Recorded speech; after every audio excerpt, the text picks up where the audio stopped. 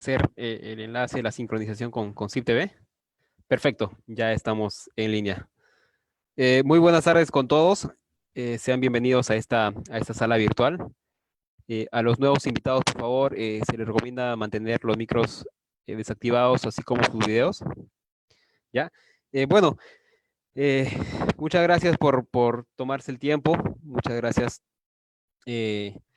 por acompañarnos en esta nueva charla. Ya es la sexta semana que venimos brindando seminarios virtuales, ¿no?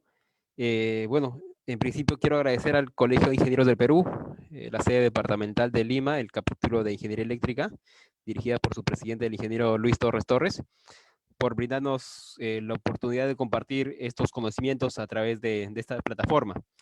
La presente charla se va a retransmitir por SIP TV y el canal de Facebook del Colegio de Ingenieros del Perú. Así que, bueno, en esta ocasión vamos a presentar una charla orientada a nuevas técnicas de mantenimiento predictivo en las subestaciones y líneas de transmisión. Eh, bueno, son conocimientos que TID Electric eh, ha logrado recabar a lo largo de nuestra historia como empresa, en tantos servicios, en tantas experiencias que hemos tenido con nuestros clientes en diversas instalaciones del Perú, y pues los compartimos por este medio, ¿no? En esta ocasión, el que nos acompaña es el ingeniero Juan Alegre Oliva, que actualmente es nuestro gerente técnico en la empresa Entei Electric SAC. Él es un ingeniero electrónico egresado de la Universidad Nacional de Ingeniería. Él cuenta con más de 13 años de experiencia como analista de mantenimiento predictivo. Cuenta con certificaciones de análisis e interpretación de descargas parciales en equipos eléctricos en Alemania, directamente por el fabricante Power Diagnostics, así como entrenamientos y certificaciones por los principales fabricantes de equipos a nivel mundial, ¿no? Como son Omicron, Megger, Doble, ¿no? Él cuenta también con formación continua en nuevas tecnologías en equipos de prueba por la empresa DB Power. Esto es en Suecia. También ha sido capacitado en protección de sistemas eléctricos de potencia para ingenieros. Esto fue dictado por CEL, ¿no? La empresa fabricante de relés. Él es un inspector certificado en termografía en nivel 2, certificado por ITC, así como inspector certificado en análisis de efecto corona por CITI, ¿no? Laboró como analista de mantenimiento predictivo para la Sociedad Minera Cerro Verde en Arequipa. Y bueno, como le mencionaba, actualmente es nuestro gerente técnico. Bueno, antes de darle pase, por favor, me permito recordarles que se les sugiere mantener los micrófonos desactivados, así como los videos, para no perturbar la duración de la charla y para de algún modo mejorar el ancho de banda de la transmisión, ¿no? Entendemos que en esas situaciones se suele saturar un poco, pero sé que va a ir fluido. Se les pide eso, por favor. La charla tiene una duración de aproximadamente 1 hora, tras lo cual vamos a pasar una ronda de consultas. Las consultas vamos a ir recabándolas a través del chat, el chat que tiene la plataforma de Zoom o los comentarios en Facebook. Vamos a ir recabándolas, si gustan, a lo largo en el transcurso de la charla, las recabamos. Y posterior a la presentación del ingeniero Juan, vamos a poder absolverlas, ¿no? De haber alguna consulta que por razones de tiempo no se vayan a absolver, siempre vamos a dejar nuestros correos, vamos a estar llanos a poder absolverlas. Algún comentario, alguna sugerencia, también vamos a dejar los correos para poder interactuar con ustedes. Bueno, sin más indicaciones, le doy pase al ingeniero Juan Alegre. Ingeniero, adelante, por favor. Buenas tardes, ¿cómo están? Bueno, en este aislamiento social que estamos viviendo, espero que estén cuidando de sus familias, ¿no? Tener los cuidados necesarios. Es importante mantenernos con buena salud y actualizando los conocimientos, como lo viene realizando TID Electric, compartiendo la información de los servicios que realiza semana a semana. En esta ocasión vamos a dar una charla de lo que corresponde a nuevas técnicas de mantenimiento predictivo en subestaciones y líneas de transmisión. La técnica de mantenimiento es una técnica bastante antigua, que con cada desarrollo de nuevas tecnologías se va cambiando las aplicaciones, se van investigando nuevas cosas, ¿no? Nuevos desarrollos, y en ese sentido, TID está a la vanguardia siempre de actualizar sus conocimientos. Es motivo de ello que vamos a compartir estas nuevas técnicas que venimos realizando en nuestros clientes, y dentro de ello tenemos el contenido. Vamos a dar unas definiciones básicas muy breves, mantenimiento predictivo orientado a una subestación. Vamos a enfocarnos en lo que es alta y muy alta tensión. El análisis de costo-beneficio, realmente es beneficioso el mantenimiento predictivo de mis equipos, por el costo que yo estoy invirtiendo, los equipos de prueba que se emplean, algunos de ellos, y dentro de los cuales vamos a hablar de los ensayos a transformadores, ensayos a interruptores, ensayos en transformadores de tensión, corriente, ensayos en pararrayos, y tocar también algunas nuevas técnicas en líneas de transmisión. Bien, empezamos con definiciones básicas. Conocemos realmente una subestación. Una subestación eléctrica es un sistema, ¿no?, de potencia generalmente, corresponde al conjunto de instalaciones que permite generar, transportar, distribuir la energía eléctrica en condiciones adecuadas de tensión, frecuencia y disponibilidad. Dentro de los tipos tenemos subestaciones de generación, de transformación, de maniobra, entre otros.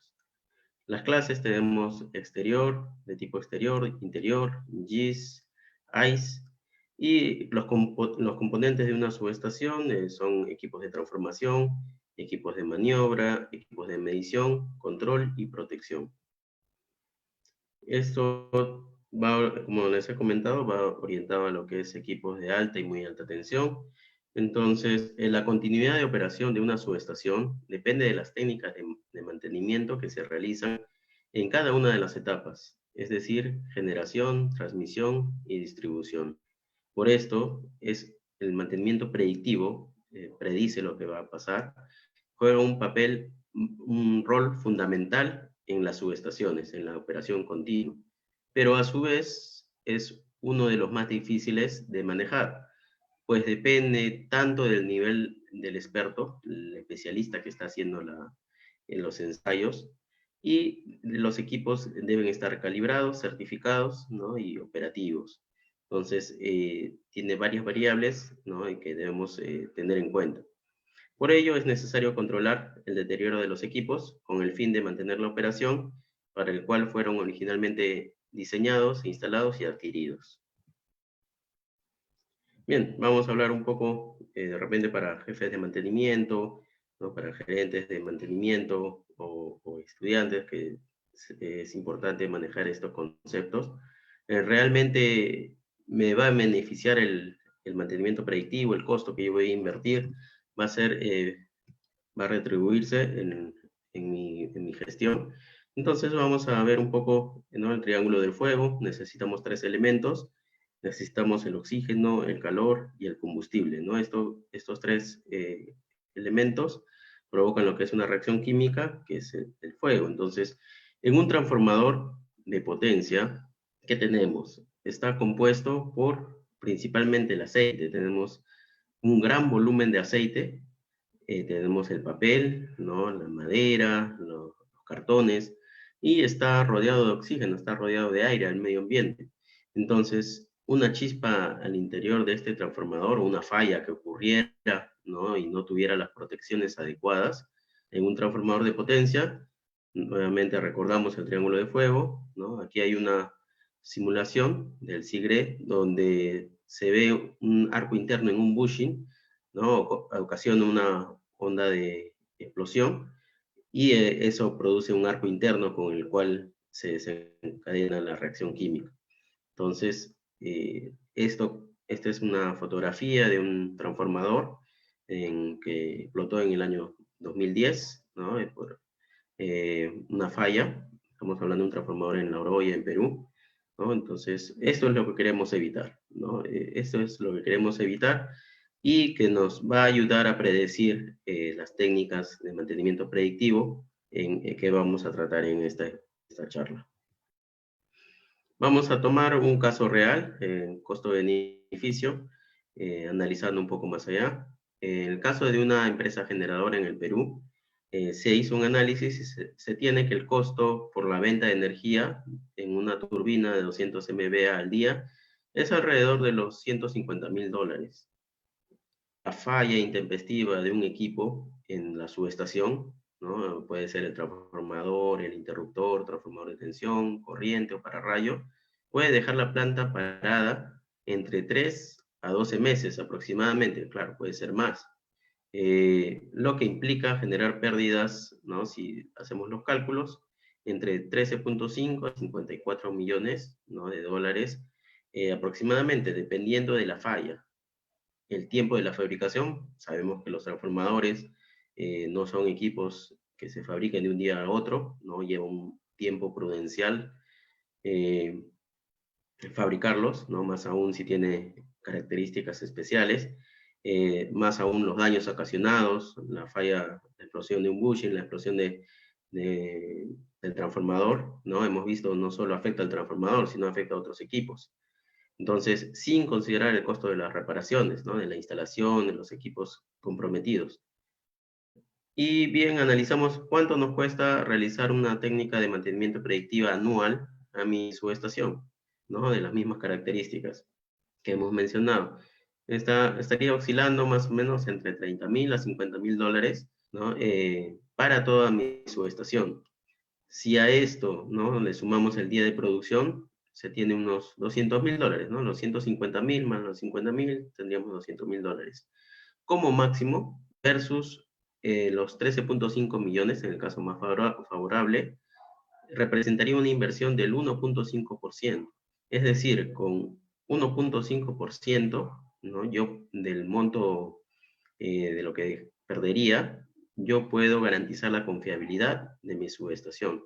Es por ello que la técnica de mantenimiento predictiva es tan importante para mantener la subestación con la confiabilidad adecuada y operación constante. Entonces, las técnicas de mantenimiento predictivo nos permiten detectar y diagnosticar algún componente defectuoso y poder programar una reparación o reemplazo en una parada planificada, evitando así pérdidas y además reducir las primas de las aseguradoras por la cobertura de los equipos. Entonces, en los equipos de prueba que tenemos, algunos de ellos lo vamos a poder ver, algunos analizadores de aislamiento, equipos multifunción, módulos, ¿no? Del CPC-100, que es un equipo multifunción, analizadores de redes, equipos para BLF en cables. Vamos a tocar un tema especial en la próxima semana sobre ensayos en cables, equipos de análisis de barrido de frecuencia, cámaras termográficas, cámara de efecto corona. Ya hemos dado algunas charlas de este tipo sobre estas tecnologías, equipos de descargas parciales, también hemos mencionado, equipos de HiPod, antiguamente se usaban, equipos analizadores de interruptores, ¿no? Y equipos más básicos como megómetros, equipos para pruebas de baterías, HiPod AC. Entonces, vamos a empezar con lo que es ensayos en transformadores. A veces las pruebas en transformadores se vuelven, cuando son los equipos más grandes, se vuelve un poquito más complicado, ¿no? Ya no es como un transformador de distribución, un transformador de mediana potencia, ¿no? Que es más accesible. Ya en transformadores de 500 kV, de gran potencia, ya no es fácil el acceso, ¿no? Entonces ya se tienen que hacer los ensayos con un manlift, usando un manlift para hacer las desconexiones, para hacer las conexiones de los cables de prueba, y toma un poco más de tiempo. En transformadores de mediana potencia como estos es un poco más accesible, más rápido las pruebas, ¿no? Y son importantes para saber su condición. Entonces, en un transformador de potencia, generalmente podemos hacer estos ensayos, medición de tangente delta, factor de potencia, capacitancia del aislamiento de bobinados.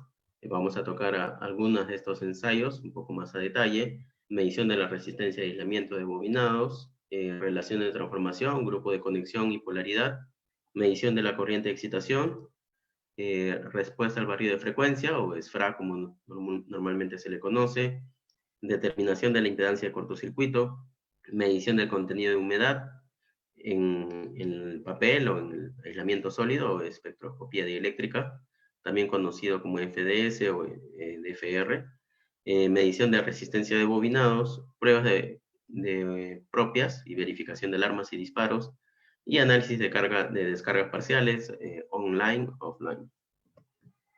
Bien, vamos a hablar un poco del primer ensayo, que es tangente delta y capacitancia. El objetivo, básicamente, ¿qué es lo que se realiza? Es aplicar una tensión alterna para medir la corriente de fuga en el aislamiento o pérdidas dieléctricas. Se calcula valores de corriente y con ellos se hace el cociente obteniendo la tangente delta y capacitancia en diferentes combinaciones del sistema. ¿Qué podemos detectar? ¿Qué podemos encontrar en el transformador? Podemos ver si el aislamiento ha experimentado cambios físicos en su estructura por esfuerzos electromecánicos, sobrecalentamiento, contaminación, humedad o envejecimiento. Es posible también detectar movimientos, deformaciones en el núcleo, contaminación de aceite, deterioro por sobrecalentamiento o una contaminación química o por humedad. Entonces, si aplicamos una tensión alterna, como hemos visto, a un aislamiento ideal, ¿no? En un aislante ideal, que vamos a suponer que sea un aislador, ¿no? Entonces, si este aislante fuera ideal, solo tendría un componente capacitivo, ¿no? Un aislante es una capacitancia. Entonces, si aplicamos una fuente de tensión, tendríamos solamente la corriente resistiva. Vamos a ponerla el láser, el cursor, este de aquí, ¿no? Entonces, si fuera un aislante ideal, tendríamos solamente este de aquí, ¿no? El componente capacitivo. No tiene pérdidas, es ideal. Vamos a ver ahí, y tendría una corriente capacitiva, solamente corriente capacitiva, pero eso no es lo que encontramos. Nosotros siempre vemos y lo que existe es aislantes reales. Entonces, un aislante real tiene pérdidas y estas pérdidas las simbolizamos como una resistencia. Va a tener entonces una corriente resistiva y una corriente capacitiva. Ahora, donde la corriente, el valor de la resistencia va a depender de la condición del aislamiento. Un aislamiento bueno, ¿no? Nuevo, en condiciones óptimas, tendrá una resistencia muy alta. Y a medida que se va envejeciendo, deteriorando, esta resistencia tiende a disminuir. Igual, la capacitancia también varía, ¿no? Vamos a demostrar más adelante cómo es que esta capacitancia puede variar cuando el aislamiento se contamina. Entonces, todo material, ¿no? Es capaz de conducir corriente eléctrica, aunque este sea un valor muy pequeño. Es lo que hablábamos, ¿no? Es un aislamiento, ¿no? Y conduce una corriente capacitiva. Sabemos que un material aislante es un pésimo conductor de la corriente eléctrica, pero ¿para qué nivel de tensión y en qué circunstancias? Entonces, lo que habíamos visto, tenemos nuestro circuito paralelo, el de la izquierda, la capacitancia y la resistencia. Entonces vamos a aplicar una tensión y vamos a tener una corriente que circula por el circuito, dividiéndose en corriente capacitiva y en corriente resistiva, ¿no? Del aislamiento. Si eso lo graficamos, ¿no? Vamos a tener los fasores, ¿no? Y la componente total, de la corriente total. Entonces, la corriente total con la corriente capacitiva forma un ángulo que se le llama delta, ¿no? Y la corriente total con la corriente resistiva forma el otro ángulo que se llama phi. Ambos son complementarios, ¿no? Entonces, la tangente delta o factor de disipación se conoce como el cociente de la corriente resistiva entre la corriente capacitiva. Y el factor de potencia similarmente es la corriente resistiva entre la corriente total. Ahora, comúnmente se le suele llamar tangente delta, factor de disipación o factor de potencia como un solo nombre, ¿no? Y vamos a ver cómo es esto. Entonces, habíamos dicho que la definición de factor de potencia y tangente delta, y vamos a ver que para ángulos de phi, ¿no? De hasta 85 grados, 80 grados, los valores son muy cercanos, ¿no? El factor de potencia se calcula por el ángulo, por el coseno de phi, ¿no? Y la tangente delta por la tangente del ángulo delta. Entonces, va a ser valores muy cercanos. Vamos a tener valores muy cercanos cuando el valor de phi es hasta más o menos 80 grados, ¿no? Entonces, a medida que va aumentando el ángulo, o en otras palabras, van incrementándose las pérdidas, los valores ya discrepan totalmente, ¿no? Entonces, ya tenemos el ángulo de phi, ¿no? Cuando se hace 0, el factor de potencia es 1, en 100% es 100, y la tangente delta se hace infinito. Esto es aquí. Y si vemos, ¿no? Esta es la gráfica del coseno de phi, y esta es la tangente del ángulo de complemento. Entonces, por eso es que normalmente, cuando un aislamiento está bueno, se le dice el nombre de factor de potencia, factor de disipación, o factor de potencia como un mismo nombre, ¿no? Entonces, vamos a hablar un poco de la capacitancia. La capacitancia está comprendida, ¿no? Se le denomina, es creada a partir de dos placas metálicas, ¿no? Con un dieléctrico al medio, y se calcula como el área de las placas por la permitividad relativa, que depende del tipo de material, la permitividad absoluta, que es una constante, y la distancia entre las placas.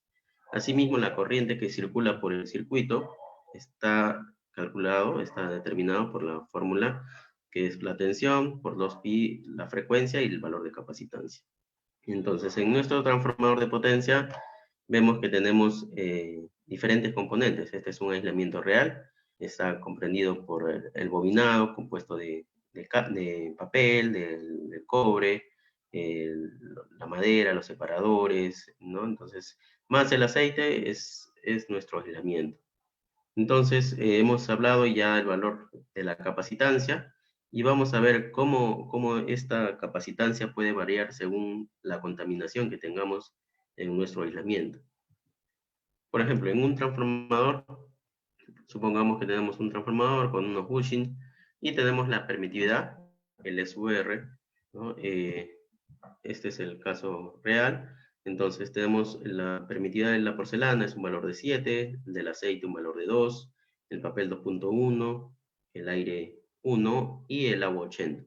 Entonces en nuestro bushing, en nuestro aislador, que está bien, ¿no? Tiene material de porcelana, tiene aceite y tiene papel. Si hallamos la permitividad relativa total, hacemos un cálculo con los valores dados anteriormente y obtendremos una permitividad relativa de 2.68, ¿no? Entonces, eso va en la fórmula de la derecha. Ahora, ¿qué pasa si nuestro bushing pierde aceite? ¿No? Hablamos de los bushing de alta tensión que tienen su propio aceite. Entonces, si este bushing pierde aceite, ¿qué es lo que va a hacer? Va a cambiar la permitividad, ¿no? Que teníamos acá del aceite por la del aire, ¿no? Entonces, si nuestro bushing pierde aceite, entonces cambia la permitividad. Y si hacemos nuevamente el cálculo, vamos a ver que la permitividad relativa respecto a la inicial bajó. ¿Qué quiere decir? Si eso lo reemplazamos aquí, va a bajar nuestra capacitancia y va a bajar también la corriente que vamos a tener. Entonces, ante esos cambios tenemos que estar atentos. Igual, de repente nuestro bushing tiene fuga y por donde el aceite sale, la humedad ingresa. Entonces, ahora vamos a tener 4 materiales. Vamos a tener la porcelana, vamos a tener el aceite, vamos a tener la humedad, ¿no? Que es el agua, y el papel. Tenemos 4 componentes. Si hacemos el cálculo, vamos a tener un resultado de la permitida relativa de 3.53, un valor mayor al inicial. Si reemplazamos en la fórmula, ¿qué vamos a tener? Un valor mayor de capacitancia y un valor mayor de corriente. Entonces, nuestro valor de capacitancia va a variar. Por ello es importante no solo medir el valor de tangente delta, sino también fijarnos en la capacitancia. Las pruebas, como lo hemos dicho, se realiza energizando, aplicando una corriente alterna a nuestro transformador por el lado de alta, medimos pérdidas por el lado de baja y pérdidas por el lado por tierra, por retorno a tierra, y tenemos 6 aislamientos. tres aislamientos para un transformador de 2 devanados. Tenemos el aislamiento de alta contra tierra, baja contra tierra y alta contra baja. Entonces, con esta configuración podemos determinar los valores tanto de capacitancia y de tangente delta de estos aislamientos, que nos va a indicar la condición del transformador para un monitoreo más adelante. Entonces, también podemos medir en los bushing que cuentan con TAP de prueba, también podemos hacerles ensayos para ver la condición de estos. Entonces, tenemos dos pruebas, básicamente, las más importantes, que es C1, se energiza el bushing por el aislamiento principal, ¿no? Por el pin de conexiones, y se registran las pérdidas, la corriente de fuga, por el TAP de prueba. En el caso de S2, se hace la inversión y se registra, se inyecta la tensión por el TAP de prueba y se miden las pérdidas contra tierra. Aquí vemos un bushing con TAP de prueba. Y aquí haciendo la prueba de C1 a la izquierda y haciendo la prueba de C2 a la derecha. Los análisis de resultados, el factor de disipación, varían con la temperatura. Por ello es recomendable registrarse a 20 grados en la mayoría de los casos. Bueno, acá había un comentario anteriormente. Es fundamental registrar los valores de temperatura del espécimen bajo prueba para realizar las correcciones según la tabla, ¿no? La IEEE, la C57 1290 del 2006. Esto ya no va, ¿no? Ya ahora la nueva norma, la actualización de la norma, indica que no existe ninguna tabla adecuada, o sea, por esto es recomendable realizar las mediciones lo más cercano a los 20 grados, ya que ninguna curva de corrección se ajusta exactamente a un tipo de transformador. Estos son los criterios de aceptación según las diferentes normas, la IEEE y el cuaderno del SIGRE. Entonces vemos para aceite mineral, para transformadores de menor a 230 kV, el factor de disipación o factor de potencia en equipos nuevos es un valor hasta de 0.5%, máximo admisible de 1, y una desviación de la capacitancia entre el 5 y 10%, cuestionable, y máxima admisible es el 10%. Entonces tenemos igual para equipos ya de 500 kV, anteriormente la antigua norma, la versión anterior era 0.5 también. Ahora hace ya una distinción, ya está indicando generalmente aquí están los equipos de 500 kV hacia arriba, ya nos dice que como máximo para equipos nuevos debe ser un valor de 0.4. En el caso de aceite vegetal también ya nos da un valor, porque antes no había la referencia, ya ahora tenemos esta indicación. En el caso del SIGRE, sigue manteniendo todavía el 0.5%. Generalmente los análisis que realizamos lo basamos en la norma IEEE, la C57-152. También tenemos unos criterios de análisis para los bushing, los valores esperados, generalmente para papel impregnado en aceite, son los que comúnmente encontramos. Y acá tenemos unos casos de análisis. Este es el resultado, la pantalla del resultado que nos da luego de hacer una prueba de factor de potencia de bobinados. Como ven, aquí tenemos el valor de CH, ¿no? Que es el aislamiento entre alta y tierra, CHL, que es el valor del aislamiento entre alta y baja, y CL, que es el valor del aislamiento entre baja y tierra. Entonces, en cada uno de ellos tenemos un valor de factor de potencia, un valor medido, un valor corregido y el valor de capacitancia. Habíamos dicho en las tablas anteriores que el límite máximo es 0.5 y hasta 1 en transformadores en servicio. Este es un transformador de 60-22-9 de 20 MVA que ya estaba en servicio, entonces podíamos esperar máximo 1%, y en los ensayos nos dio un valor de 2. Aparentemente no es mucho el incremento, pero para este tipo de evaluación es crítico. Entonces, hicimos los ensayos y vimos qué aislamientos están implicados entre el devanado de alta y tierra. Entonces tenemos los bushing, porque si tuviéramos algún problema en el propio devanado de alta, hubiéramos visto de repente en el CHL. Entonces también hicimos pruebas a los bushing y en ello encontramos un bushing que presentaba este tipo de problemas, ¿no? Tenía fuga de aceite por el tap de prueba y donde sale el aceite entra la humedad. Entonces la razón de este alto valor de factor de potencia se debía al bushing. Se recomendó cambiarlo al cliente. Vamos a ver ahora lo que es la prueba de respuesta en frecuencia, respuesta barrida de frecuencia. Entonces, un transformador está diseñado para soportar ciertas cargas mecánicas.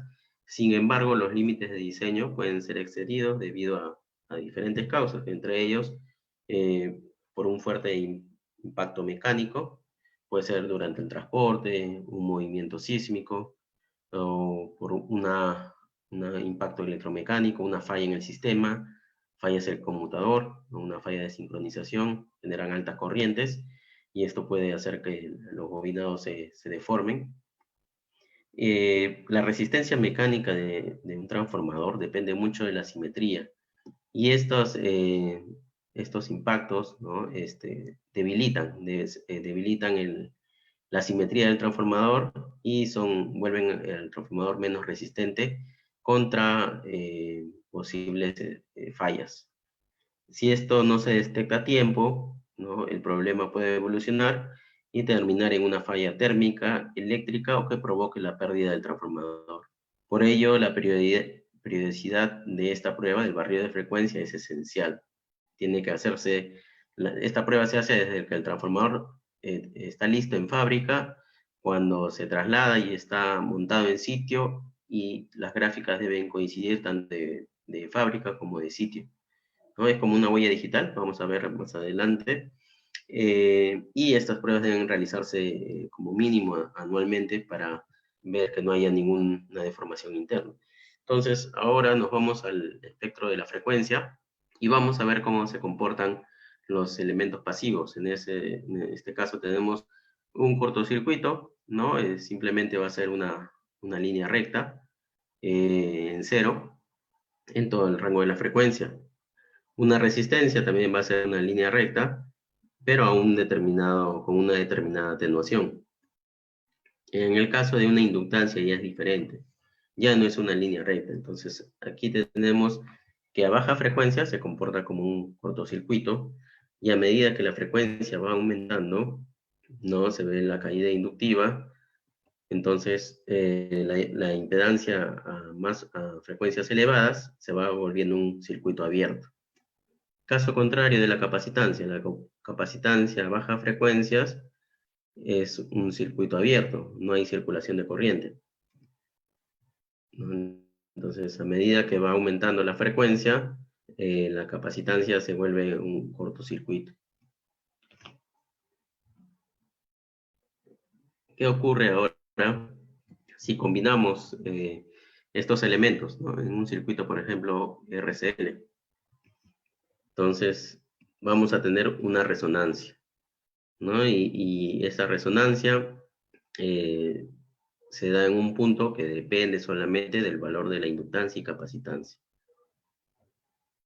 Entonces, esta inductancia y capacitancia, en el caso de un transformador, ¿dónde lo vemos? ¿No? Entonces, ya hemos visto en diapositivas anteriores, la capacitancia son los aislamientos, ¿no? Contra tierra, y entre bobinas, ¿no? entre el núcleo, y la inductancia tenemos la misma bobina. La misma bobina, al tener el diseño de construcción, es una inductancia. Entonces, este conjunto de capacitancias e inductancias nos va a dar unas resonancias. Y la resonancia se da cuando la reactancia inductiva es igual a la reactancia capacitiva. Esto es, si reemplazamos, ¿no? Entonces igualamos la inductancia, la reactancia inductiva y la reactancia capacitiva, y obtenemos que la frecuencia de resonancia está dada con la fórmula siguiente. Esto, como ven, solo depende del valor de inductancia y capacitancia.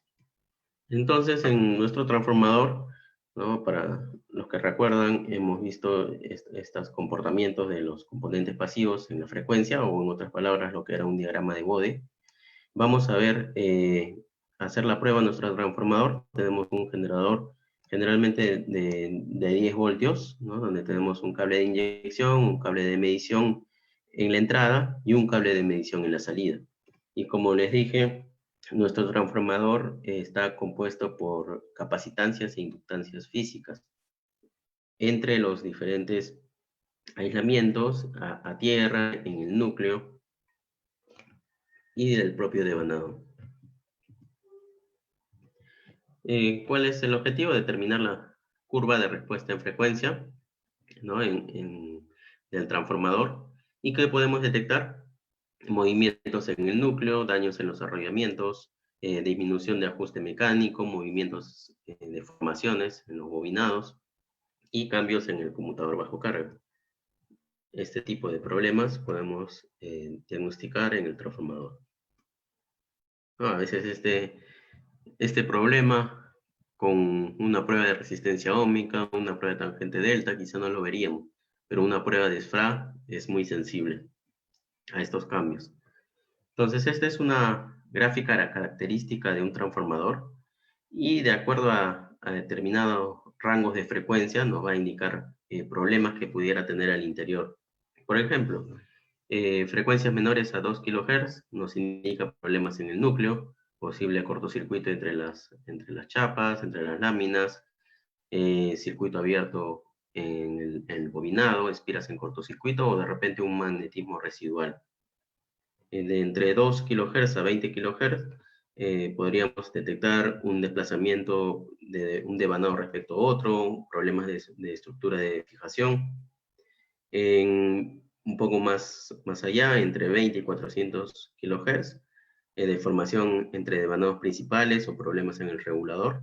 Y ya en muy altas frecuencias, por lo que podemos ver, el movimiento de los cables de salida, problemas en los bushing, en estos accesorios.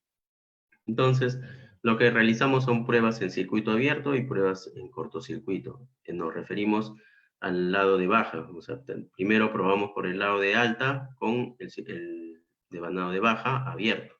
Y después hacemos otras pruebas con el devanado de baja cortocircuitado. Entonces, aquí, esta es una prueba de característica en circuito abierto, ¿no? Donde vemos el núcleo. En esta prueba de circuito abierto, o sea, el circuito abierto del lado de baja, nos incluye el núcleo. Pero a veces cuando hay un magnetismo residual, no podemos obtener una buena gráfica, un buen criterio de análisis, y recurrimos a la prueba de cortocircuitos, donde se elimina la influencia del núcleo y vemos solamente el devanado, ¿no? Entonces, si las tres fases están correctas, las tres gráficas se traslaparían en esta zona, porque ya no tenemos influencia del núcleo. Las gráficas características de un transformador en estrella y las gráficas características de un transformador en delta. Tenemos un caso de estudio aquí de un transformador de 50 MVA de 138 a 22.9, un transformador que salió de fábrica, fue al sitio, lo montaron en sitio, un transformador bastante pesado, ¿no? Tuvo que ir sin aceite, en cama baja. Entonces, cuando llegó a sitio, hicieron las pruebas y algo no andaba bien, ¿no? Se hizo la medición en alta con circuito abierto en baja. Entonces, aquí hay algo raro, ¿no? Esto no es correcto. Deberían seguir las tres gráficas, ¿no? Y repetir acá, pero hay algo raro. Se hizo la medición en cortocircuito, ¿no? En el lado cortocircuitando el lado de baja, medición en alta y cortocircuitando el lado de baja. Y vemos, habíamos dicho que si los bobinados están bien, las tres gráficas, ¿no? Las tres fases deberían superponerse. Entonces vemos que dos de ellas están superpuestas y la tercera está más abajo. Entonces aquí hay algo raro, no hay una observación. Este transformador tenía un conmutador bajo carga y esta esta gráfica se obtuvo en una fase, en una posición del conmutador y en una fase. Y se hizo la medición en baja tensión con circuito abierto en alta. Entonces obtuvimos esta curva, ¿no? Una curva aparentemente normal, quizá con un núcleo magnetizado, ¿no? Que no representa un gran problema y podría decirse una gráfica normal. Entonces eso nos da la idea que tenemos un problema en el devanado de alta. Entonces, ante estos ensayos, ¿no? Antes de la puesta en servicio, el transformador no pudo ser energizado. ¿Qué se realizó? El desmontaje del transformador y traslado nuevamente a fábrica.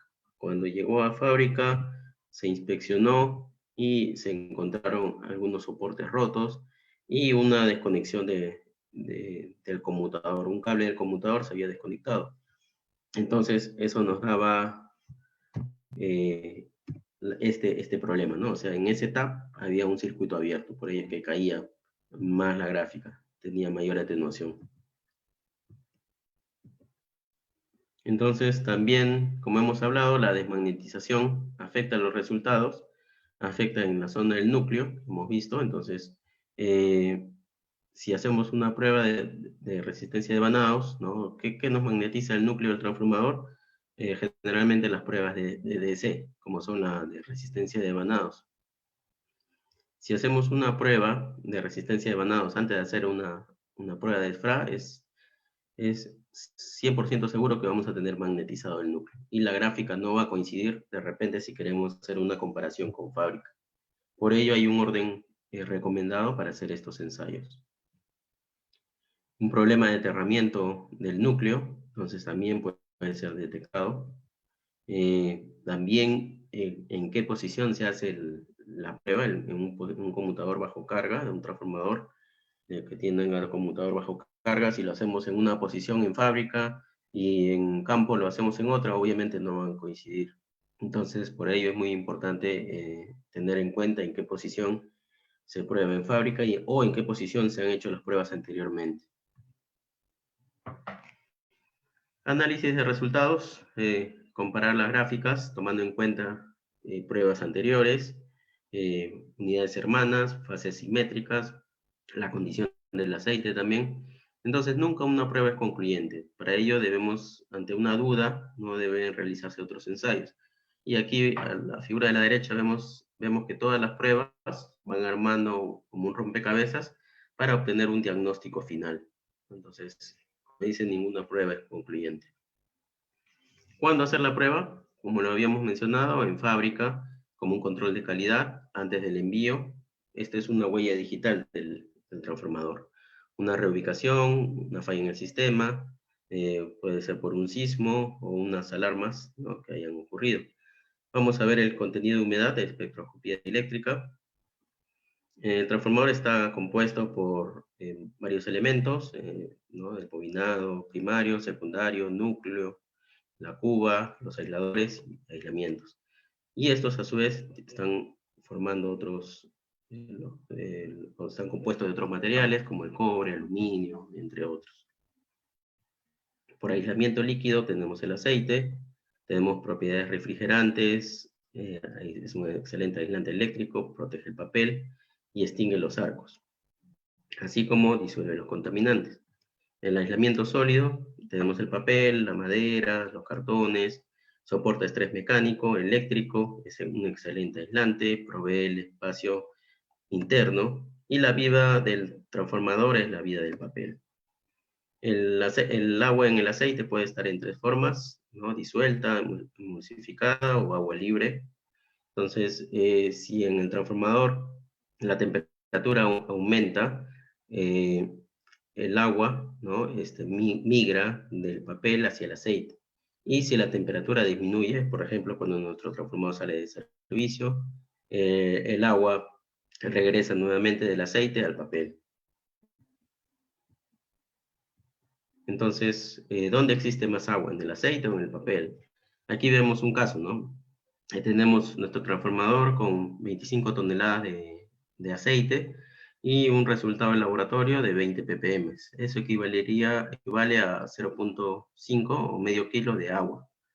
Si tenemos celulosa, 2.5 toneladas y un 3% de humedad, eso equivale a 75 kilos de agua. Obviamente, más del 90% de agua está en el papel. Es por eso importante conservarlo. Esta es una gráfica de cómo, a medida que el transformador está más húmedo, la vida útil del transformador disminuye, ¿no? Desde una vida estimada de repente de 40 años, con un transformador seco óptimo, hasta cómo se reduce a 4 a 5 años cuando un transformador está húmedo. La prueba la hacemos igual de manera sencilla, conexiones similares a la prueba de tangente delta. Entonces hacemos un barrido en la frecuencia y tenemos dos curvas, ¿no? Una que es del aceite, la verde, y otra la que es del papel, la azul. Entonces el software ya tiene modelado internamente todos los tipos de aceite y así como del papel. Cuando hacemos el ensayo al transformador, simplemente busca ver cuál es la curva que más se adapta a nuestra gráfica, ¿no? Entonces, esta es la curva del transformador, la que está en rojo. Esta es una curva típica, característica, que nos da la humedad. Entonces, esta curva puede desplazarse según la cantidad de humedad. En la zona de muy bajas frecuencias puede subir o bajar dependiendo de la cantidad de humedad. Y se desplaza la parte central de la curva dependiendo a la calidad del aceite, cuán bueno está o si está muy contaminado. Asimismo, también depende de la temperatura. Este ensayo está normado, ¿no? Tanto en cuadernos del SIGRE como en la IEEE. Este es un ensayo, un caso que tuvimos en un reactor, perdón, en 500 kV, con una subestación energizada, una bahía, ¿no? Cercana al reactor estaba energizada y al momento de hacer las pruebas hay bastante ruido eléctrico. Entonces, las pruebas se hicieron sin problemas, ¿no? Y obtuvimos un valor de 0.5% de humedad, lo cual nos dice que nuestro transformador está en óptimas condiciones, nuestro reactor. Vamos a ver lo que es resistencia de devanados, ¿no? Entonces, tiene como principal objetivo detectar conexiones flojas, puentes abiertos, solturas de conexiones, corrosiones, carbonizaciones. Estos defectos pueden detectarse, ¿no? con la prueba de resistencia de devanados. En los bushing, vemos aquí hay un bushing, ¿no? Una inspección que realizamos, y había una variación también en la resistencia óhmica, tenía un punto caliente. Entonces, la ecuación de la tensión, ¿no? En un estado transitorio está dada por esta ecuación, la tensión está dada por esta ecuación, pero cuando la corriente es constante, eliminamos este elemento, el segundo. Entonces, tenemos que esperar que se llegue el tiempo suficiente de la corriente que se inyecte, ¿no? Para eliminar el último término y quedarnos solamente con el valor de la resistencia, y con esto poder realizar los ensayos. Y esto nos indica que la corriente que debemos aplicar para medir la resistencia óhmica debe ser entre 1 a 10% de la corriente nominal. Lo que queremos evitar es la saturación del núcleo. Podemos hacer una conexión monofásica, una conexión trifásica, y la interpretación de resultados, ¿no? Como máximo hasta 5%, resumiendo, ¿no? Comparado con valores anteriores, los valores de resistencia óhmica deben ser corregidos a 20 grados. Entonces, dentro de la resistencia óhmica también podemos hacer el escaneo dinámico del conmutador para detectar problemas en el conmutador. Este es un análisis estadístico según el SIGRE, donde vemos que el cambiador de tomas tiene una alta tasa de fallos. Aproximadamente el 40% de los transformadores estudiados presentaron problemas en el conmutador. Entonces, este accesorio del transformador es importante también realizar los ensayos y ver la condición. Como hemos visto, debido a la alta tasa de fallas, ¿no? Entonces es necesario hacer el monitoreo. Generalmente el mantenimiento de los conmutadores suele realizarse por una cantidad de maniobras y para un adecuado diagnóstico es conocer el tipo de construcción del conmutador bajo carga, siendo los más usados del tipo resistivo.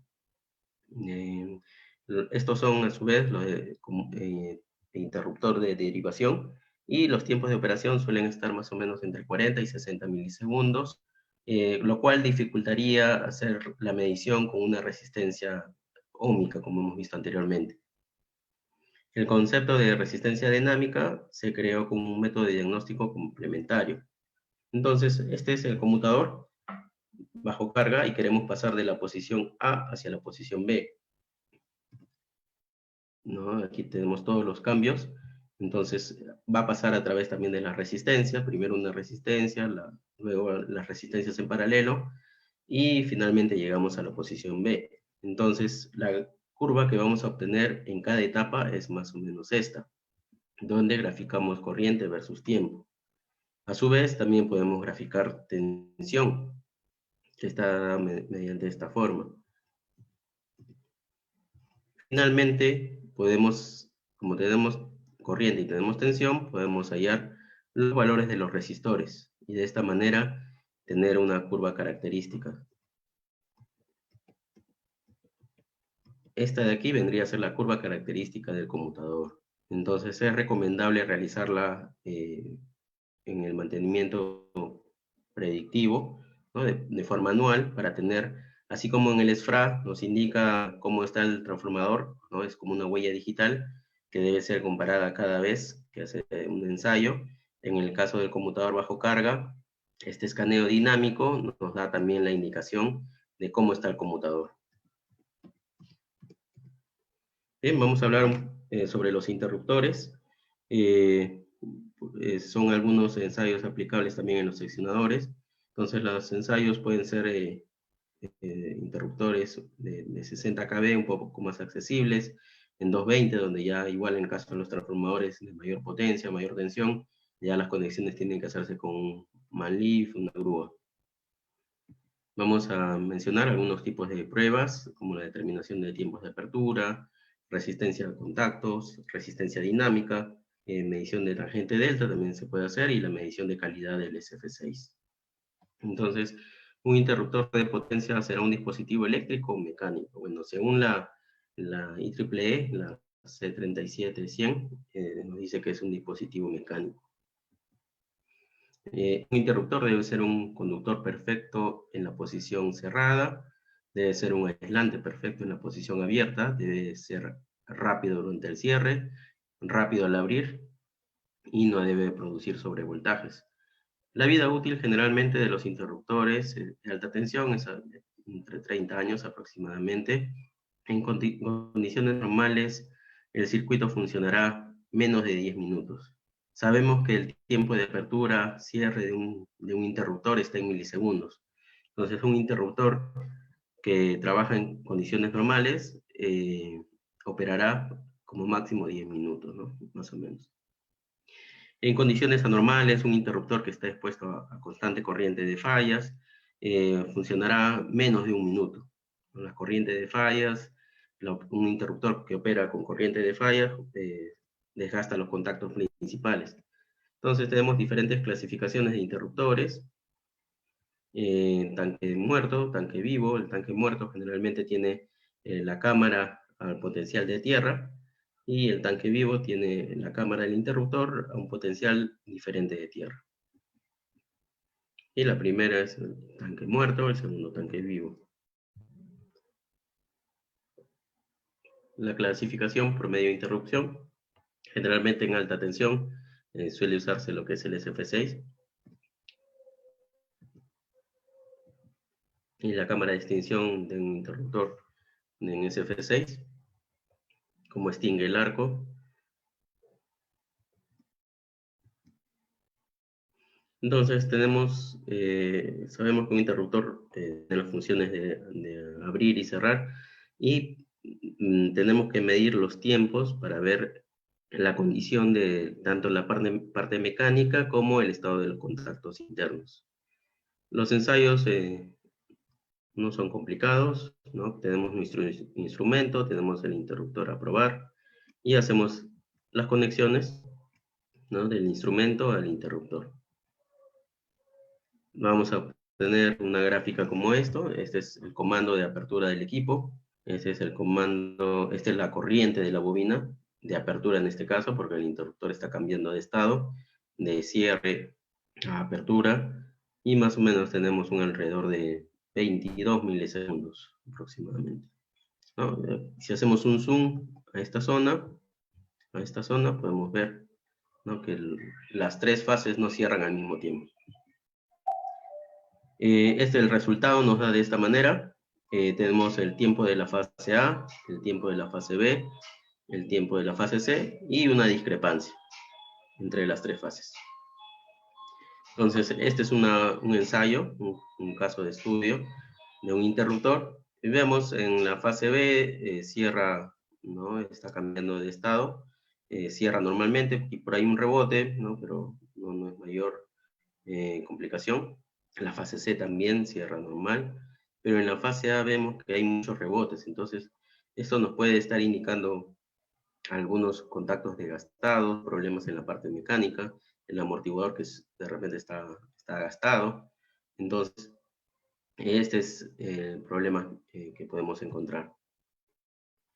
Los tiempos de operación, la apertura, recomienda normalmente la IEC, la 62271, ¿no?, que la discrepancia, ¿no?, sea menor a 2.7 milisegundos en la apertura.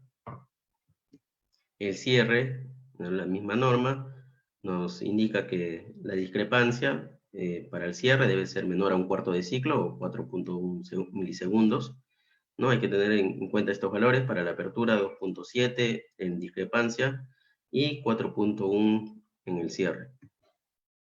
Estos son un ensayo a un interruptor. Vemos que es de 72.5 kb de diseño, normalmente puede operar en 60 kb. Entonces vemos los tiempos que tiene, tiempos de operación en el cierre y tiempo de operación en la apertura. Lo comparamos con las pruebas FAT o la recomendación del fabricante, nos dice que debe ser a menor a 55 milisegundos, ¿no? Está conforme. Y el tiempo, la discrepancia, habíamos visto que tiene que ser menor a 2.7, incluso el fabricante nos dice que tiene que ser menor a 2.1, estamos bien. Algo similar con el cierre, y vemos aquí otro interruptor, ya de mayor tensión, de mayor corriente, es un interruptor que trabaja en 220 kb, en altura, en 4.000 metros sobre el nivel del mar, por ello el bill tiene que ser más alto. Es un interruptor ya donde las pruebas son un poquito más complicadas, toma un poco más de tiempo, ¿no? Pero no hay, se pueden hacer con una parada programada en coordinación. Entonces hicimos la prueba en el interruptor y obtuvimos una gráfica como esta. Miren aquí, este es el pulso del equipo.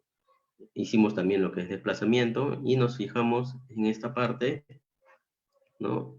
Dos fases abren normal y una fase está más retardada, se retarda más en la apertura. ¿Cuánto se retarda? Fíjense, cerca de, ¿cuánto sale? Más de 1000 milisegundos, ¿no? Es una discrepancia sumamente alta, más de lo que nos sugirió la norma. Estamos hablando mucho mayor de 2.7 milisegundos. Entonces, en el reporte obtuvimos, ¿no?, que hicimos las pruebas, vimos que la bobina de apertura de la fase R, ¿no?, tiene problemas, porque miren la discrepancia. Tenemos 1147 milisegundos versus las otras fases que están 19 milisegundos. Entonces, ¿qué pasaba aquí? ¿por qué este interruptor cuando operaba no colapsaba? No había, ¿no? Por arco interno, sincronismo, falta de sincronismo, ¿no? Podría colapsar.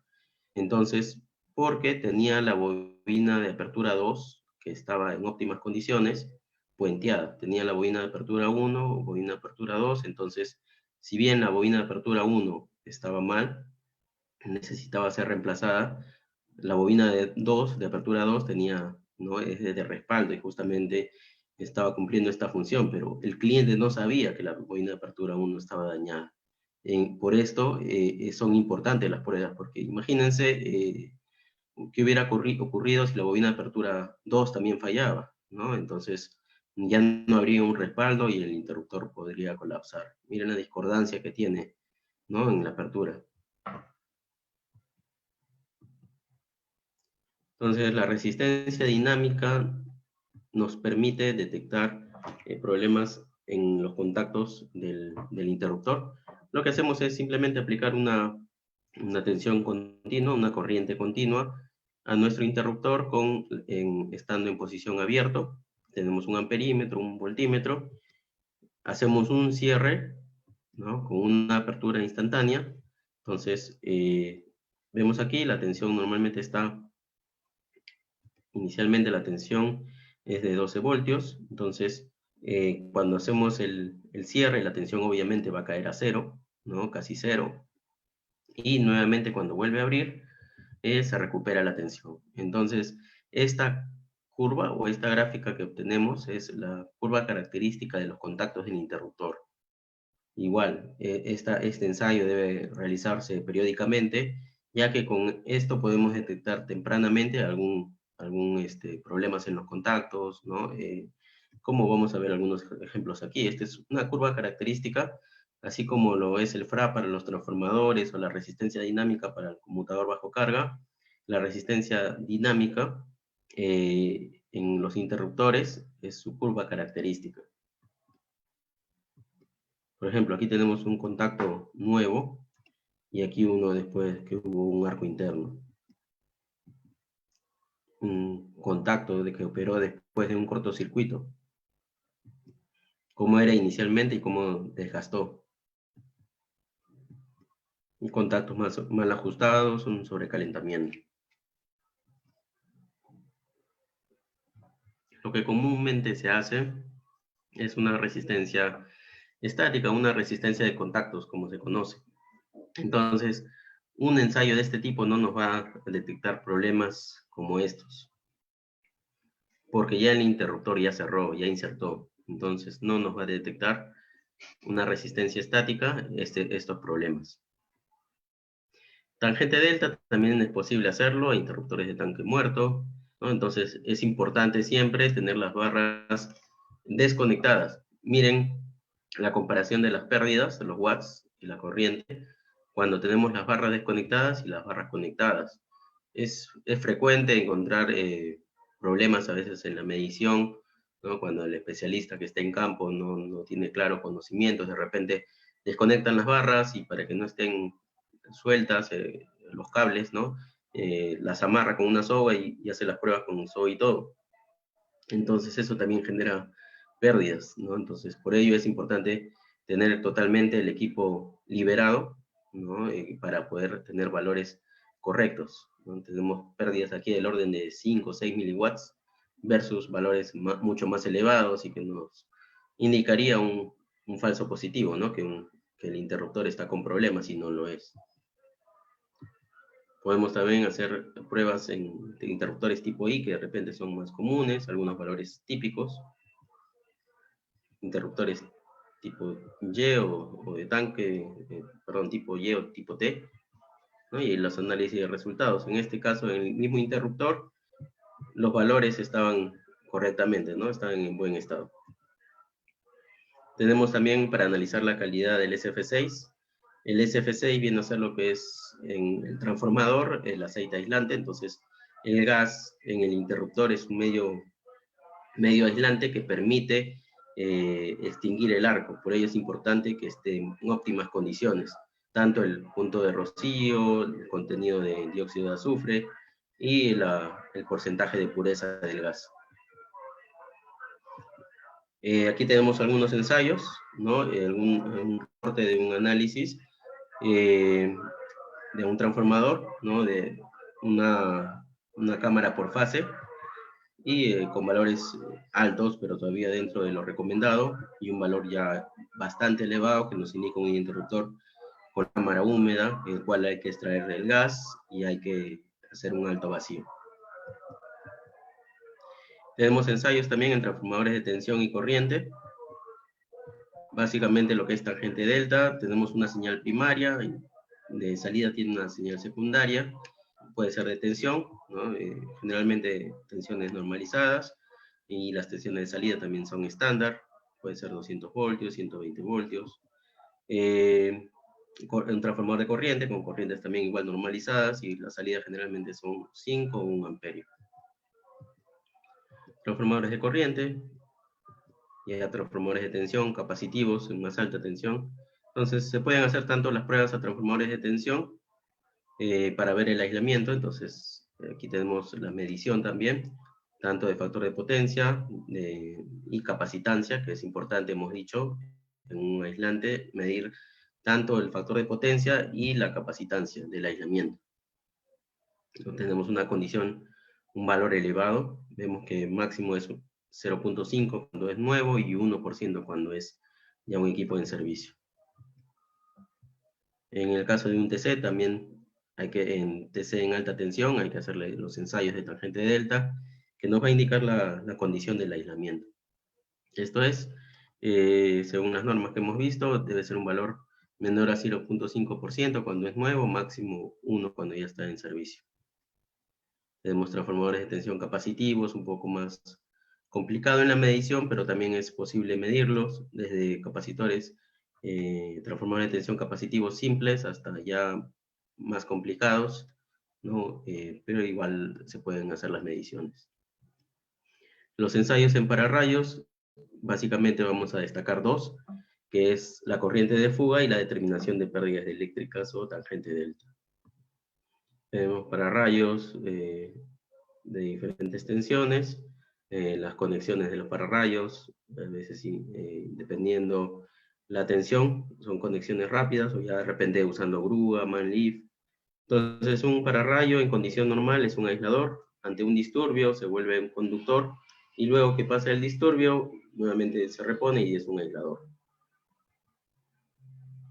La medición de corriente de fuga, básicamente, como hemos visto, un aislante, el pararrayo es un aislante, ¿no? En condiciones normales. Entonces, tiene una parte capacitiva y una parte resistiva. La condición del aislamiento, ¿no? Cuán deteriorado está, nos va a indicar la parte resistiva. Pero hay un problema. La parte resistiva, la corriente que pasa por la parte resistiva es muy pequeña.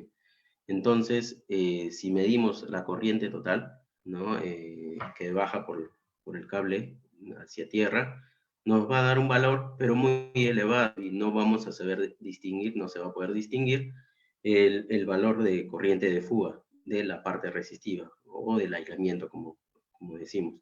Entonces, para ello es necesario medir, ¿no? El campo eléctrico y determinar la tercera armónica, que es proporcional a la corriente de fuga del aislamiento. Esto es, ¿no? Este es el circuito, el pararrayo está en servicio, entonces nos acercamos, colocamos nuestra pinza en nuestro amperímetro, en la corriente que va hacia tierra, el cable que va hacia tierra, y con nuestra sonda medimos el campo eléctrico, y con ello podemos determinar cuál es el valor de la corriente capacitiva y cuál es el valor de la corriente resistiva. Entonces ven que el 85% de la corriente es básicamente la corriente resistiva, ¿no? Es aproximadamente. Entonces por ello no podríamos distinguir, ¿no? Si el pararrayo está en buen o mal estado cuando está en servicio. Este es un reporte de resultados. Vemos la corriente total, 132 miliamperios, ¿no? Y la corriente, perdón, microamperios, y la corriente resistiva está en el orden de los 5 microamperios. Entonces, obviamente no es posible medirlo. Para ello son equipos sofisticados, ¿no? Que se facilita la medición con el equipo energizado. También se puede medir lo que es tangente delta en los pararrayos. Pararrayos con un cuerpo, una medición simple, ¿no? Energizamos y medimos la corriente de fuga a tierra, tenemos un solo valor. Ya para rayos con 2 cuerpos hay que hacer unas combinaciones. Para rayos con 3 cuerpos hay que medir cada cuerpo individualmente. Puede ser que de repente uno de ellos esté envejecido, esté deteriorado, y si medimos el total no vamos a tener un valor significativo, un valor que nos diga que el aislamiento está mal, pero ¿cuál? ¿No? Entonces siempre hay que dividir los aislamientos para encontrar el que está deteriorado. El análisis de los resultados generalmente son corrientes pequeñas, los vatios deben estar máximo un watt. Entonces también hay que medir los contadores de descarga, porque a veces hay eventos en las subestaciones, hay descargas atmosféricas, y los contadores de descarga no registran estas descargas. A veces un pararrayo se daña por una descarga atmosférica y no se sabe por qué, porque el contador de descarga no registró. Entonces también tienen que hacer ensayos eventualmente. Ensayos en línea de transmisión, vamos ya al último tema. Básicamente vamos a destacar dos, lo que es termografía y efecto corona, ¿no? La termografía, bueno, un poco de la línea de transmisión, el concepto, los componentes, conductores, los aisladores, herrajes, estructuras, soportes. Entonces a veces hay líneas de extra alta tensión, líneas de alta tensión, media tensión. En la termografía lo que mide es la radiación infrarroja que los cuerpos emiten, ¿no? Se propaga a la velocidad de la luz y está comprendida entre el espectro electromagnético en longitudes de onda desde 0.4 micrómetros hasta 13, 14 micrómetros. Entonces, generalmente la termografía estándar suele estar en la onda larga, entre 7 a 14 micrómetros. Todo cuerpo emite radiación infrarroja, ¿no? A medida que la temperatura del cuerpo sea mayor, va a poder emitir mayor radiación, y eso nos dice la ecuación de Stefan Boltzmann, ¿no? Que la energía de un cuerpo es proporcional a la cuarta potencia de la temperatura. La termografía es una técnica que nos permite medir los objetos, ¿no? La temperatura, la radiación infrarroja que emiten los objetos sin contacto, mantiene al usuario fuera de peligro, no es intrusivo, no afecta al objeto de medida, se realiza en tiempo real, ¿no? Podemos hacerlo en cualquier momento, y podemos detectar fallas, ¿no? Puntos calientes, como este tipo que vemos acá, esta falla típica de un punto caliente, en subestaciones, en transformadores, ¿no? En líneas, por ejemplo, aquí tenemos claramente un problema de punto caliente, en líneas de distribución. Aquí hay un caso de estudio, ¿no? Hicimos termografía a una línea de media tensión y vimos que tenía un recalentamiento, ¿no? En el reporte se realizó y había un delta de 30 grados, que es bastante elevado. Al transformador que vimos que tenía un falso contacto en el pin, ¿no? Del bushing, entonces se recomendó revisar la conexión interna en el bushing de esa fase. De repente era un falso contacto, o hasta un caso más crítico de una falsa soldadura. Entonces, es decir, existen diferentes criterios, ¿no? Para el análisis de termografía.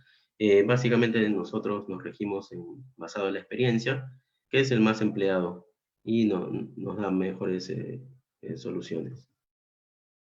Consideraciones importantes para hacer una termografía: siempre hay que llevar un anemómetro, registrar la velocidad del viento, ya que más viento enfría el objeto y la temperatura es menor, y obviamente medir la carga. El calor que va a emitir un objeto, un cuerpo, no es diferente a plena carga que a un 25% de la carga. Entonces, se puede hacer estimaciones sabiendo la carga, ¿no? En la que se encuentra, y estimar cuánto sería el delta de temperatura si trabajase a plena carga. Vamos a hablar sobre efecto corona. Es la ionización del aire, ¿no? Cuando la rigidez dieléctrica de este se vence es superada por el campo eléctrico del conductor, y el gas ionizado por el gas ionizado por este efecto es químicamente activo y se producen gases como ozono, monóxido de nitrógeno, los cuales evolucionan a dióxido de nitrógeno y ácido nítrico en ambientes húmedos. Estos suelen ser altamente corrosivos y muy peligrosos. Entonces tenemos nuestros conductores y el alto campo eléctrico hace que el oxígeno se transforme en ozono. Este es conductores donde se presencia el efecto corona. Entonces aquí tenemos la reacción química que genera los compuestos altamente corrosivos. Entonces es corrosión o erosión lo que provoca la corona, ¿no? Entonces vemos la corrosión provoca el efecto corona contribuye a aumentar la corrosión, ¿no? Y esto se vuelve un ciclo cerrado, ¿no? La erosión provoca más corrosión y esto es permanente. La consecuencia es que con el tiempo se produce erosión en los pines y un riesgo de caída de las líneas eléctricas. Aquí vemos una simulación, ¿no? De cómo se incrementa el efecto corona en un aislador de tipo polimérico a medida que las condiciones ambientales van siendo más agrestes, más humedad, más humedad relativa, ¿no? Cerca del punto de rocío y se produce el flashover total, ¿no? Del aislador. Entonces a veces en una línea sale fuera de servicio cuando llueve y luego que pasa la lluvia la línea entra normal, entonces no se sabe por qué y es por la corona. Entonces estos desgastes de aisladores de tipo vidrio son producidos por el efecto corona. Ese es un aislador nuevo y un aislador con el pin ya corroído, ¿no? Entonces, aisladores de este tipo que están en líneas de transmisión, básicamente a veces la línea se cae y es porque la resistencia mecánica del pin se vence. Si no es detectado los procesos de corrosión a tiempo, la falla mecánica resultará en la caída de los conductores. Entonces tenemos lo que nos causa el efecto corona, degradación de los aisladores, corrosión o erosión, tornillería floja, filamentos rotos, quebrados, mala conexión a tierra, lo que causa postes quemados, daños físicos en los componentes, radiointerferencia, de repente no se hizo un mantenimiento efectivo, no hubo un buen lavado, una instalación correcta del material, como hemos visto en el ejemplo, una indicación de un inminente flashover o una salida de la línea. Entonces vemos aquí el poste, ¿no? Se ha quemado totalmente por efecto corona, por un mal aterramiento. Efectos que pueden ser encontrados con la corona. Aquí tenemos un par de videos Cadena de de una aislador, inspección fase A, que realizamos. entrada, línea L2062. Y el criterio de evaluación, la tabla de criticidad. Generalmente menos de 5.000 fotones es seguir monitoreo. Entre 5.000 y 10.000, programar una parada programada en la próxima parada, hacer el cambio respectivo, o un conteo más de 10.000 fotones, reparar o reemplazar tan pronto como sea posible, ¿no? Esta tabla generalmente es manejada también por algunos clientes de energía, ¿no? Que tienen sus propias cámaras, algunos incluso cuando ya superan los 10.000 fotones van de frente a hacer los cambios. Bien, eso es lo que es la presentación el día de hoy. Ha sido un poquito larga, entonces el tema lo merecía. Y básicamente rescatar las fortalezas de TI Electric, ¿no? Tenemos ya más de 10 años en el mercado, podemos hacer más de 8 servicios en simultáneo, tenemos más de 10 homologaciones con diferentes clientes, tenemos la certificación internacional Trinorma, más de 10 años de experiencia, 0 accidentes, más de 2.000 servicios atendidos, como han visto una gran variedad de equipos y podemos atender cualquier emergencia 24/7. Están nuestras redes sociales para que puedan contactarnos, ¿no? Entonces estamos a su disposición. Bien, no sé, John, vemos Excelente, las preguntas. excelente, excelente, ingeniero Juan, muy amable, muchos conocimientos, muy profunda la presentación. Entendemos que, en efecto, el tema da para hablar de largo, pero bueno, por cuestiones de tiempo tenemos que que hacer ese resumen. Hay algunas consultas que nos han llegado de nuestros visitantes. A ver, le voy redactando, por favor, que usted nos apoya.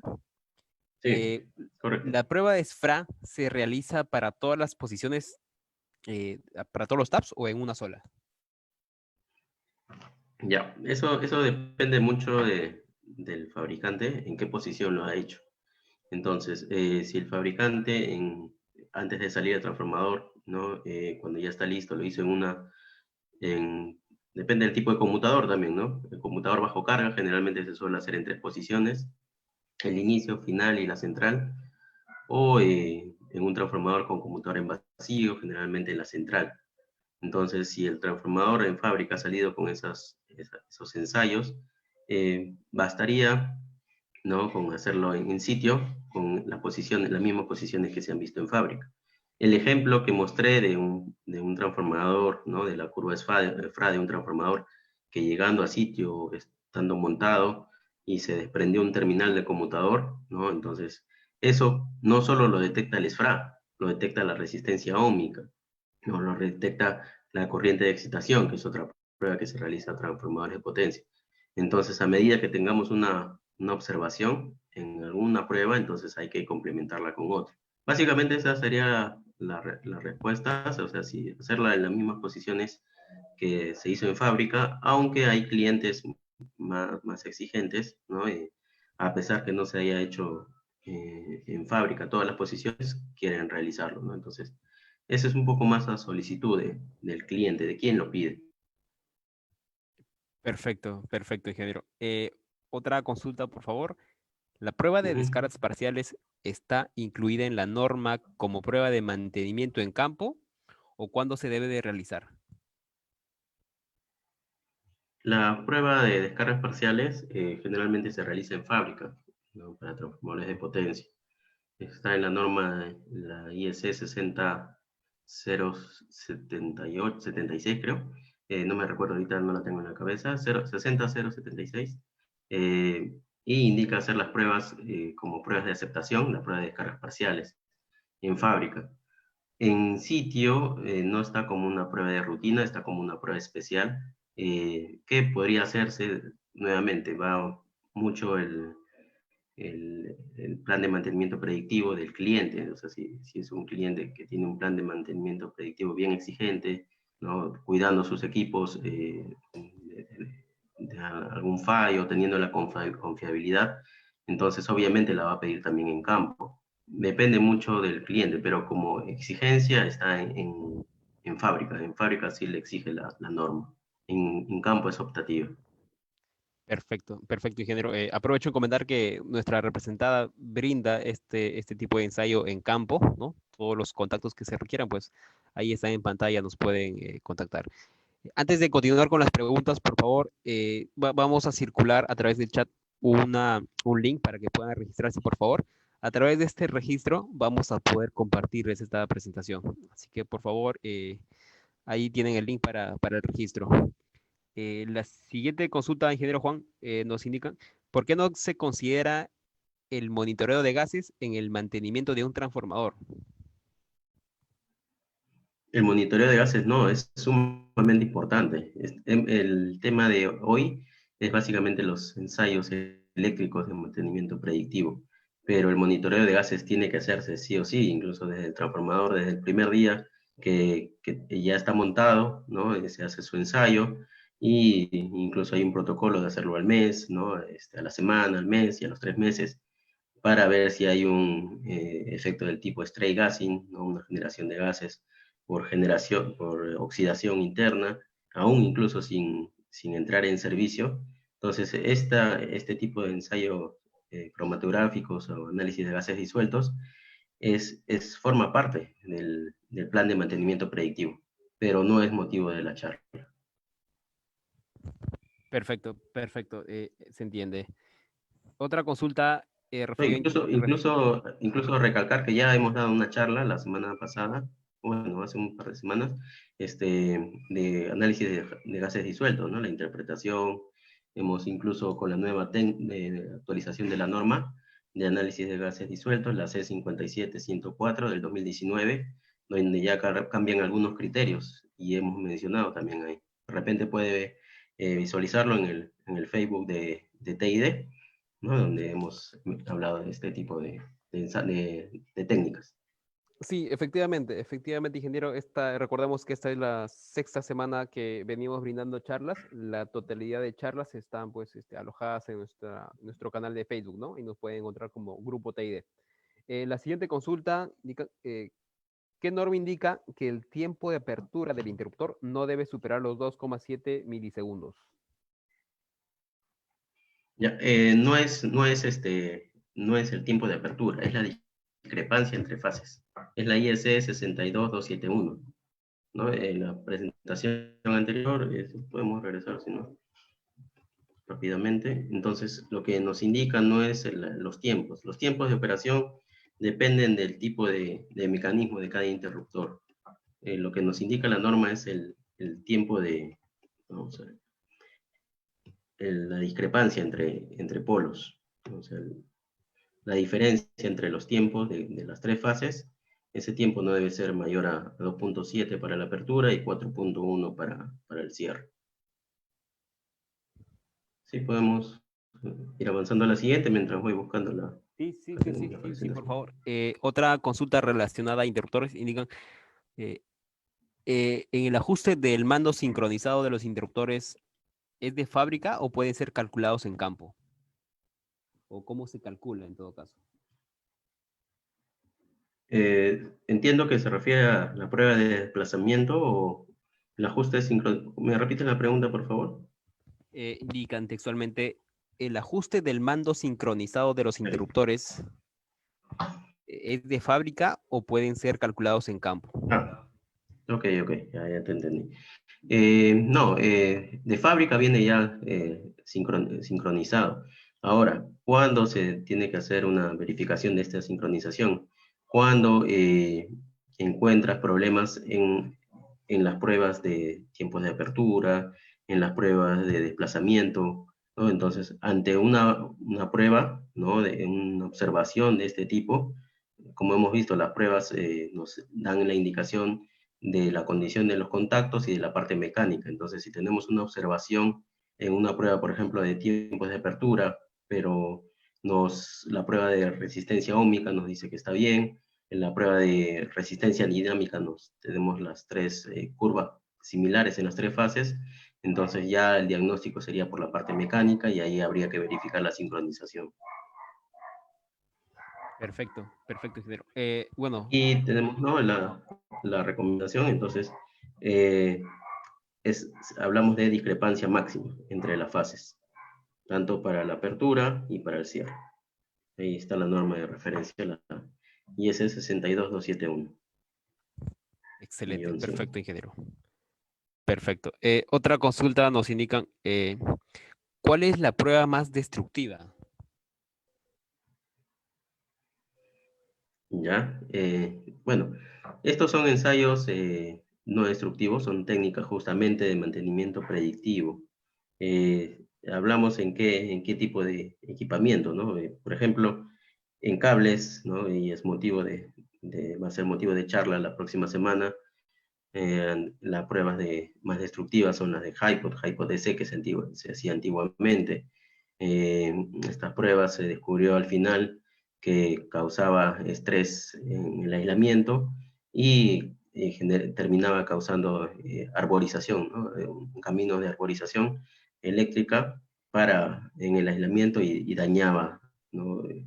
Dañaba el aislamiento. Entonces, en vez de hacer una prueba de aceptación, resultaba dañando el cable. Correcto, ingeniero. Pues sí, aprovechamos en invitar a nuestros amigos. A la próxima semana vamos a impartir una nueva charla, también el viernes 29 de mayo a las 4 de la tarde, en esta ocasión relacionada a ensayos de comisionamiento en cables de energía, ¿no? Continuando con las preguntas, una pregunta referida a inspección termográfica indican, en los rangos de evaluación de termografía, ¿varían si se considera el nivel de altura o es estándar para cualquier altura? ¿Y relacionada también, qué norma rige para los ensayos de efecto corona? Ya. En lo que es termografía, tiene dos parámetros que deben tomarse en cuenta, que es uno la velocidad del viento y otro la carga que tiene el equipo. La altura en lo que es termografía no la ve afectada, ¿no? Entonces, esta tiene, como dije, dos variaciones por la velocidad del viento, la temperatura, bueno, tres, con la temperatura reflejada y la carga que tiene el equipo. Son los parámetros que hay que considerar, ¿no? A la hora de hacer una inspección termográfica. Y en lo que es efecto corona, aún no hay una norma establecida, una norma sí, son prácticas, son técnicas nuevas, ¿no? La norma está en elaboración. Entonces, son técnicas nuevas que nos ayudan a tener un mejor diagnóstico y que se van viendo las virtudes, bondades de estas normas a medida que se van comprobando con otros ensayos, ¿no? Que de verdad resultan útiles para un diagnóstico, ¿no? Todavía no hay una norma que nos indique los criterios de aceptación. Perfecto, perfecto, ingeniero. Sí, Una consulta que para nos... aclarar que estos criterios son recomendados por el fabricante, ¿no? El fabricante de la cámara recomienda estos criterios de aceptación y son muy usadas por las empresas de mantenimiento y por los clientes que tienen las cámaras. Así es, efectivamente. Otra consulta referida a pararrayos, me parece. Respecto a la medición de corriente de fuga, ¿podríamos explicar un poco más sobre el tercer armónico? Y una segunda pregunta indica el amigo, si la prueba de Megado o la medición de tangente delta son referenciales, puesto que el funcionamiento de un pararrayo se centra en sus pastillas de óxido de zinc. ¿Qué nos puede comentar, ingeniero? Ya. Sí, respecto vamos a ver acá, el tercer armónico de la corriente de fuga. Aquí está. Sí, como hemos dicho, la medición de la corriente de fuga, ¿no? Entonces, la corriente que tiene un pararrayo, la corriente de fuga que tiene un pararrayo, tiene dos componentes. Tiene la componente resistiva y la componente capacitiva. La que nos va a indicar la condición o el deterioro que tiene el aislamiento del pararrayo, ¿no? Es básicamente la componente resistiva, pero esta componente resistiva tiene valores muy pequeños que no se pueden, ¿no? Son de un orden de alrededor, como hemos visto, del 15%, incluso a veces un poco menos, respecto a la corriente total. Entonces, no se puede percibir así con un amperímetro simple. Entonces, la forma de medir esta corriente de fuga es con un equipo sofisticado, ¿no? Incluso a la izquierda lo estamos mostrando, donde tiene dos accesorios. Una que es la corriente, una pinza perimétrica que mide la corriente total, y otra que es una sonda de campo eléctrico, ¿no? Esta sonda de campo eléctrico, como hemos dicho, esta prueba se hace con los equipos energizados, ¿no? Sirve para medir la tercera armónica, ¿no? Del campo eléctrico de tensión. Entonces, esta tercera armónico es proporcional a la corriente resistiva, ¿no? A la componente resistiva de la corriente de fuga. Entonces, a través de un algoritmo interno del equipo, podemos obtener el valor de corriente resistiva, que hemos visto aquí, y tener el valor de la corriente resistiva y por ende tener la condición del equipo. Respecto a la otra pregunta, como hemos visto, bueno, un poco la teoría de las pruebas en corriente alterna versus corriente continua, ¿no? La corriente, como hemos visto, la corriente alterna, ¿no? Una capacitancia, lo que viene a ser un aislamiento, tiene eh, un aislamiento tiene una componente capacitiva y una componente resistiva. Entonces, al aplicar una corriente alterna, esta capacitancia se comporta como una impedancia, ¿no? Entonces, lo ve como una impedancia y va a circular una corriente. Entonces, ahí podemos tener las pastillas de óxido de zinc, ¿no? Que funcionan como aislantes. Podemos comprobar la totalidad de ellas, detectando todas las capacitancias, ¿no? Todos los aislamientos, Entonces, esta medición de tangente delta es de suma ayuda, ¿no? Versus una resistencia de aislamiento simple que no ve estas capacitancias, ¿no? Recuerden que la capacitancia ante una corriente continua es un circuito abierto, entonces no la va a ver y no vamos a poder tener una medida fiable de la condición del pararrayo. Perfecto, perfecto, ingeniero. Una consulta que nos hacen llegar, la prueba de HiPod AC en baja frecuencia, el BLF, toma como parámetro la corriente de fuga para su aceptación. ¿Cómo se hace con respecto a la prueba de HiPod DC? Ah, no, la pregunta va así, ¿no? Efectivamente, la prueba de HiPod DC se toma como parámetro la corriente de fuga. Está consultando cómo se hace en el caso de BLF, el HiPod AC en baja frecuencia. Y bueno, como ya es conocido, hay una norma incluso, nos indica los niveles de tensión de, a ensayar, ¿no? Dependiendo de la tensión de diseño del cable. Entonces, básicamente, al igual que la prueba de HiPod DC, ¿no? El BLF es una prueba pasa o no pasa. Entonces, en el tema de la prueba del ensayo de BLF, si pasas la prueba, entonces el cable está listo para su puesta en servicio, si es una prueba de aceptación, o listo para instalar las terminaciones, si es un ensayo de instalación. Entonces, básicamente el ensayo de BLF es una prueba de pasa o no pasa. Si queremos ya una prueba de diagnóstico, entonces podemos hacer la combinación de ensayo de BLF más tangente delta. Perfecto, ingeniero. Otra consulta que nos hacen llegar, ¿cada qué tiempo es recomendable hacer un mantenimiento predictivo? Ok. Depende mucho de las políticas de mantenimiento, de los planes de mantenimiento de las empresas. Como hemos visto, estas técnicas de mantenimiento predictivo nos ayudan a tener la confiabilidad de equipos de una subestación y además de eso nos ayudan a minimizar la prima de los seguros, ¿no? de los equipos. Entonces, depende mucho del plan de mantenimiento, pero según las recomendaciones, eh, es recomendable realizarlo, la redundancia, por lo menos anualmente, ¿no? Ahora varían algunos clientes que lo suelen hacer cada 2 años, ¿no? Generalmente los equipos más críticos, más importantes, es cada año, como son los transformadores, y ya hasta los TCs, TTs, a veces hasta cada 3 años. Como mínimo se recomendaría hacer una vez al año, ¿no? Perfecto, perfecto, ingeniero. Hay una consulta referida a líneas de transmisión. Y bueno, hay dos consultas de dos invitados que se podrían relacionar. ¿Qué pruebas se pueden hacer para evitar los flameos inversos, los famosos flashover, ¿no? que producen salidas de línea? Y la otra relacionada es si se podría recomendar la instalación de pararrayos en líneas de transmisión para prevenir las salidas de operación de una línea, producto de un flashover. Claro, bueno, la técnica que se usa para prevenir los flashovers, justamente lo hemos mencionado hoy día, es la medición de efecto corona, la coronoscopía en las líneas de transmisión.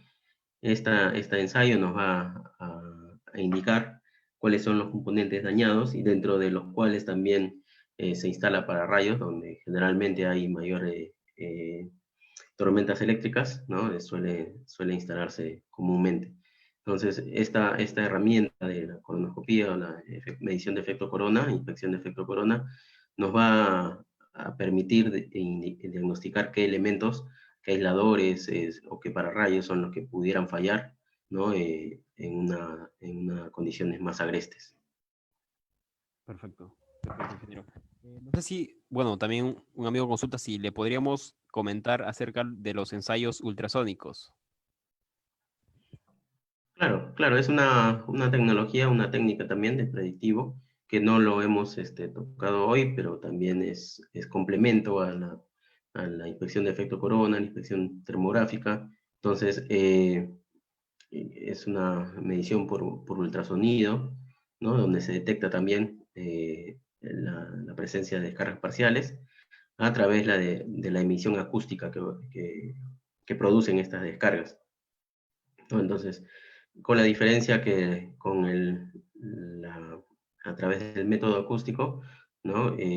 O ultrasonido, ¿no? Como lo decimos, hay que buscar en todo el cuerpo de la cadena de aisladores, ¿no? Dónde está, si es que hay alguna presencia de descargas parciales.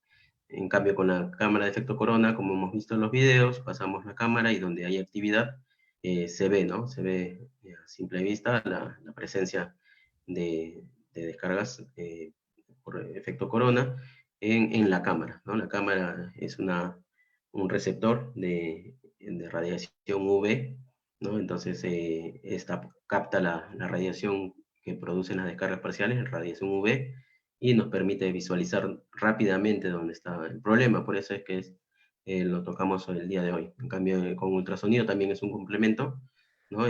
Pero hay que tomar un poco más de tiempo porque tienes que pasar por cada aislador, ¿no? Y ir detectando si tienes un incremento, ¿no? En la emisión acústica. Ok, ok, perfecto, ingeniero. Otra consulta nos indican que para un transformador de tipo pulso se puede evaluar con los mismos criterios de evaluación como si fuera un transformador típico.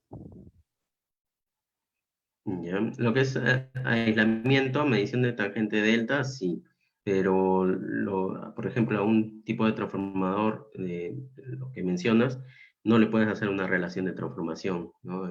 Puedes hacer una resistencia óhmica, más no una relación de transformación por el método convencional. No, ahí hay que aplicar una relación trifásica. Ahí lo que se hace es para allá la relación de transformación y verificar que sea de acuerdo a lo indicado en placa, ya tienes que hacer una relación de forma trifásica. Correcto, correcto.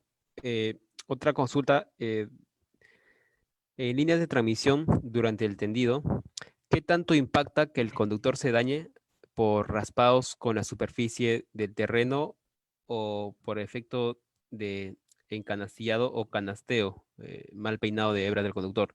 ¿Tiene alguna información del tiempo en que se presenta el efecto corona desde que entra en operación la línea? Sí, mira, ese es justo lo hemos mencionado, lo hemos visto. Voy a ponerlo acá. Este es el típico canasteo, ¿no? Que se produce y empieza a aparecer el efecto corona. El efecto corona aparece cuando hay puntas, ¿no? Es un tipo de descarga parcial externa que aparece cuando hay puntas, filos. Entonces, suele presentarse incluso después que se energiza la línea, ¿no? A diferencia de la termografía, ¿no? El efecto, medición de efecto corona, no depende de la carga. Basta que la línea esté energizada y empieza a presentar efecto corona. En el caso de un conductor, ¿no? Cuando no se utilizan los polines adecuados o se hace el tendido arrastrando el cable, suele presentar, eh, aquí lo vemos, no sé si cadena de se puede ver fase en la A. parte inferior. Entrada, ¿no? Línea L2062. Este es un cable típico que ha sido arrastrado por el suelo al realizar el tendido. Entonces, se ve en el efecto corona, ¿no? Si el cable, como he dicho, se ha rasgado, tiene filos o puntas, ¿no? Cortes, entonces va a aparecer la corona inmediatamente, no necesita pasar un tiempo. La corona depende, las descargas parciales dependen solamente de la tensión. ¿Y cada qué frecuencia se debe realizar este ensayo de efecto corona, ingeniero? Ya, se recomienda como mínimo una vez al año, ¿no? Como monitoreo y en líneas donde se tenga evaluaciones críticas o equipos que tengan alto contenido de efecto corona. Incluso hay líneas que se hacen el monitoreo cada 6 meses, ¿no? En estos líneas críticas es recomendable hacerlo cada 6 meses como máximo. Perfecto. Nos consultan, ¿por qué no se consideran las pruebas de rutina al sistema de servicios auxiliares? Bueno, en servicios auxiliares generalmente hablamos de baja tensión, Generalmente los ensayos a los servicios auxiliares, ¿no? Se realizan en el comisionamiento de una subestación, de una planta, ¿no? Entonces, los servicios auxiliares, como digo, se realizan en el precomisionamiento antes de puesta en servicio, pero depende mucho del personal, ¿no? Que esté a cargo de las instalaciones, del mantenimiento de las instalaciones, incluirlo, ¿no? En su plan de mantenimiento. Ya hemos visto que las técnicas de mantenimiento predictivo nos dan la confiabilidad de nuestros equipos, ¿no? Y estos equipos de servicios auxiliares, como son los tableros, algunos transformadores. Entonces, si no tenemos ensayos en estos equipos, no tenemos la condición de estos y puede ocurrir un fallo inesperado. Es recomendable también realizarlo, ¿no? Pero toma un poco más de tiempo. En el caso de los tableros hay que probar resistencia de contactos, resistencia de aislamiento. En los transformadores también hay que hacer los ensayos. No es que no se tome en cuenta, sino depende mucho del personal que tiene a cargo el plan de mantenimiento. Perfecto. Otra consulta que nos hacen llegar, ingeniero, es ¿cuál es la causa de falla más común en el aislamiento de un transformador de potencia? Sí, hemos visto que aquí vemos. A ver. Bueno, voy adelantando la consulta. Es básicamente, está entre el conmutador, acá lo vemos, ¿no? Este es un estudio estadístico del SIGRE, ¿no? Donde hemos visto dónde ocurren los ensayos más comunes, las fallas más comunes, perdón, en un transformador. Vemos que el cambiador bajo tomas ocupa el mayor porcentaje de fallas que ocurren en un transformador, ¿no? Tenemos también fallas en el núcleo, fallas en el tanque, bueno, básicamente aisladores que son los bushing y los devanados. En este caso sería el conmutador bajo tomas o bajo carga. Perfecto, ingeniero. Bueno, hay algunas consultas que se han quedado pendientes. Bueno, lamentablemente por motivos de tiempo tenemos que terminar la charla. De todos modos, les invito a nuestros amigos visitantes hacérnoslas llegar a través del correo que he estado circulando y por el chat, teidelectric@teidelectric.com, también a través del correo del CIP que ha estado ahí circulando. Y bueno, nada, agradecerle a usted, ingeniero Juan, por los conocimientos que nos ha brindado, a nuestros amigos visitantes por el tiempo que se toman en atender esta charla. Agradeciendo también pues al Colegio de Ingenieros del Perú, ¿no? A la sede departamental de Lima y a su presidente, el ingeniero José Luis Torres Torres, por brindarnos esta plataforma y poder difundir estos conocimientos. De mi parte me despido sin antes pues invitarlos a la próxima charla que vamos a brindar el próximo viernes 29 de mayo, en esta ocasión referida a ensayos de comisionamientos en cables de energía. Bueno, muchas gracias, ingeniero Juan. Sus palabras, por favor, ya para cerrar la charla. No, agradecerle al Colegio también de Ingenieros por la oportunidad de dar a conocer las nuevas técnicas de ensayo predictivo que ofrece TID, siempre estando a la vanguardia y aprovechando esta cuarentena, ¿no? Para capacitarnos e informarnos más de las nuevas tecnologías. Gracias. Ok, excelente. Muchas gracias. Muchas gracias con todos. Buenas noches.